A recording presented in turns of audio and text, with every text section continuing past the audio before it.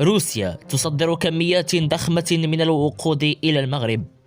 كشفت صحيفة وول ستريت جورنال الأمريكية أن القيود الأوروبية أجبرت موسكو على إعادة توجيه صادرات النفط من أوروبا إلى أسواق بديلة. وذكرت الصحيفة أن الدول الأوروبية شكلت 60% من الصادرات الروسية من المنتجات النفطية، لكن القيود الجديدة على هذه المنتجات التي دخلت حيز التنفيذ هذا الشتاء في فبراير الماضي إلى جانب قيود الأسعار أثرت على صادرات المنتجات النفطية. وعلى وجه الخصوص ارتفعت واردات المغرب من وقود الديزل الروسي في يناير الماضي إلى 2,000,000 برميل، بعد أن كانت عند نحو 600 ألف برميل خلال العام 2021 ككل.